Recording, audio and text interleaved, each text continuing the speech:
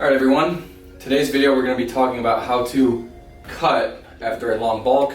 And personally for me, I went from 253 pounds to currently 214 in just under 3 months. Now that is a very fast time to cut that much weight off. However, that is what I wanted to do. I wanted to lose weight quickly because I wanted to get lean and just feel healthier and overall better in the summer. So that's what I did. Obviously you can bulk slower, you should bulk slower, but that was my case and what I did personally for me. Everyone's different, everyone wants different things, but this is just gonna be a quick rundown on how to just do some cutting and getting lean after a long bulk. And long, I mean anywhere from 4 to 8 months. I went for a 6-month bulk, it could be longer. My first bulk was around 2 years when I first started lifting.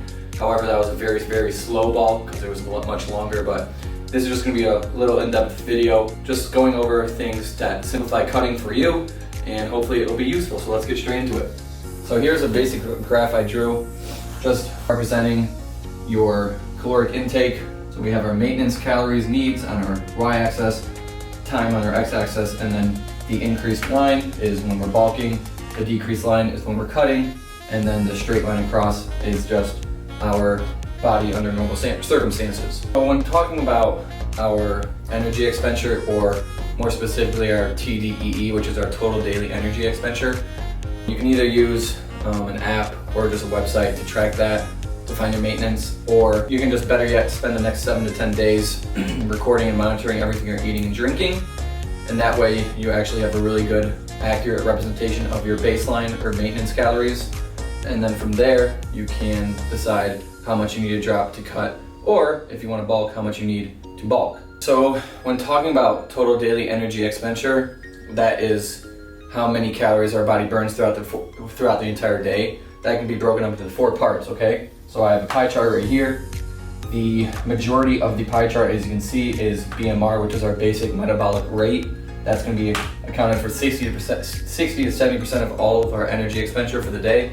This is simply just the amount of energy our body uses just to stay alive. So when we're breathing, when we're sleeping, organ functioning, brain function, everything like that, that goes all into our basic metabolic rate. That's also energy that is burned when we're practically doing nothing. So me just standing right here, basic metabolic rate. Next we have NEAT, which is non-energy or non-exercise activity thermogenesis. That accounts for 10 to 15% of our total energy expenditure. This is all the movement we're doing that is not considered exercise. So for example, us walking, us cleaning, doing dishes, picking up dog poop, things like that, and me simply just standing here writing, that all goes to our NEAT, and that, like I said, accounts for 10 to 50% of our total daily expenditure. Next we have EAT, which you can probably guess, remove the N and we get EAT, which is our exercise activity thermogenesis, and that accounts for 5 to 10% of our total daily energy expenditure. This is what most people think that they need to kind of focus on when they're trying to lose weight. This is all exercise, so you're going to the gym, lifting weights, you're doing cardio, things like that, like intense cardio, right? That accounts for 5 to 10% of our total energy intake. A lot of people think it would be much higher. However, it is only a small fraction of our total TDEE, which I'll actually write up here. Next we have our TEF, which is the thermic effect of food. That accounts for 10% of our total, or of our TDEE, and that is the energy it takes to chew, digest, and absorb foods and nutrients within our body. Protein takes much more energy to digest and absorb compared to fats and carbs, which is why people like to stick to one of the reasons people like to stick to a high protein diet when cutting is simply just because it takes more energy to burn and use when we're eating protein. So that's why you often see people accounting for more protein, having a higher protein intake when they are cutting, just because they're also burning more calories in doing so. Like I said, our total daily energy expenditure is basic metabolic rate, non-exercise activity thermogenesis, exercise activity thermogenesis, and then our thermic effect of food. All 4 of those, like I have in the pie chart, equal our TDEE. So TDEE, that was step 1. Step 2 is just putting yourself in a caloric deficit, or just, creating a small deficit. So I would say 200 to 300 calories. However, you might have to also do around 500 calories. It just kind of depends on the person. However, it should be around 15 to 20% of your total caloric intake. And don't do what I did. I previously mentioned in the beginning of the video, I cut pretty fast. I did a vigorous cut, not because I am dumb or anything, but just because I wanted to get lean. I was eating so much that I felt like shit all day, and I wanted to get lean for the summer. So I did a pretty vigorous cut. I didn't necessarily crash diet. I just kind of went from processed, fatty, really saturated foods and carbs to a just cleaner whole food diet. But in the purpose of this video and how to cut as best as possible without losing too much muscle, start with a slight caloric deficit, because a slow caloric deficit equals a sustainable caloric deficit. And then, I forgot the L in sustainable, but that will create a sustainable deficit, and then that will cause muscle retention, because we do want to maintain, or we do want to retain as much muscle as humanly possible. Because like in my case, I probably did lose some muscle being burned just because I did drop my calories so much, so my body probably did burn a little bit muscle, but like I said, I don't really care. But for you guys, just start in a slight caloric deficit, around 200, 300 calories, maybe around 500. Okay, so step 3 is just to keep your protein intake high. Aim for around 1 to 1.2 grams per pound of body weight. If you have a designated goal in mind though for body weight, let's say I'm 220 pounds right now and I want to drop to around 200, I could, instead of eating around 220 grams of protein, I could just do 200. So basically just aim for the amount of, so aim for the body pound. So hold on. So aim for the amount of grams that is your designated body weight in the end of the cut. Like I said, it makes it easier to explain it this way. So if I'm 220 pounds, but I want to get to 200, just eat 200 grams of protein a day.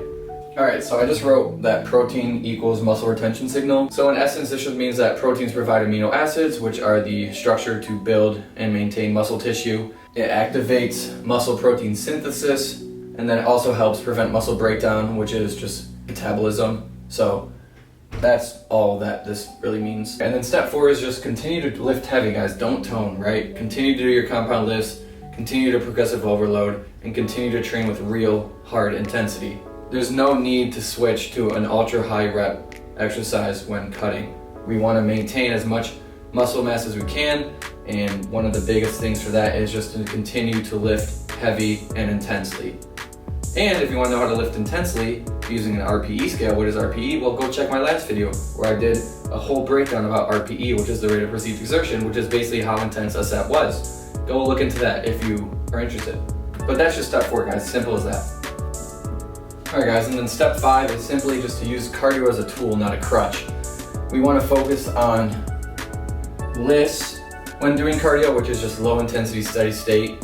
And this is simply just doing cardio around 30 to 60 minutes, around 50 to 65% of your VO2 max. I believe it's around there, correct me if I'm wrong. But high intensity cardio will activate our primary energy storages, which is carbs, and that will just burn our carbs, right, not fat, especially if we're doing like short bouts of very intense cardio or just something not too long. So in order to burn the majority of the fat, which is our long-term energy storages, right, for cardio, we want to just do low intensity, probably around 30 to 60 minutes, and just try to do this around 2 to 3 times per week. Only increase cardio if you are still not losing any weight, or if you're stagnant in weight loss, then you can increase cardio around 4 to 5 days a week. But just make sure it's low intensity, because that is what will burn the most fat. And then a big key point, cardio adds to deficit, but it doesn't replace nutrition. So the biggest thing when trying to lose weight and being cut is our caloric intake, right? We want to be in a caloric deficit because the total energy in, total energy out, that is what causes us to lose weight. But cardio adds to the deficit, but we don't want to use that to replace it. So we don't want to keep our caloric intake at maintenance or whatever, and then just assume cardio is going to help us burn fat, because in essence, you're going to burn calories, right? But then you go home and you're just eating even more calories that you just burned off, and you're really not going to make any progress. So we need to be in a caloric deficit, but cardio definitely can help but use it as an additional tool. Don't use cardio to replace nutrition. And the final step is just patience equals progress, right? Give it 8 to 12 weeks at least. Fat loss is never going to be linear, right? You're always going to have times where it's going to go up, and then you're progressing downward, and then it can have a day that goes up, right? So it could be like we're starting here, right? Fat loss, another day, a couple days of a hiccup, a little more fat loss, maintain a little bit fat loss or fat gain, you know, like that can kind of be how the graph would look in essence, but just have patience, guys. Patience is a virtue, you don't Padawan. Okay, so have patience. And then, like I said, it's gonna take time. I actually was listening to a podcast a couple days ago about fat loss, and it's basically like, yeah, some people be like, oh, I'm cutting, I can't eat this or I can't eat that. Yeah, that's true. We wanna have a strict diet, right? We wanna have discipline. However, one day is not gonna make a huge difference. Having one day here, one day there, our body weight might go up that day, but that could be just excess water. More carbs we had that day, which just go to our liver and our muscles, our glycogen storages, so things like that. But don't worry, don't get discouraged if you have a couple days where you're back up in body weight or if you're stagnant in body weight, right? Just realize and look at the bigger picture that fat loss is a journey. It's a marathon, not a sprint, as some would say. If you're bulking on purpose, then cut with intention, right? So what did we go over? First, we gotta find our TDEE, which is our total daily energy expenditure.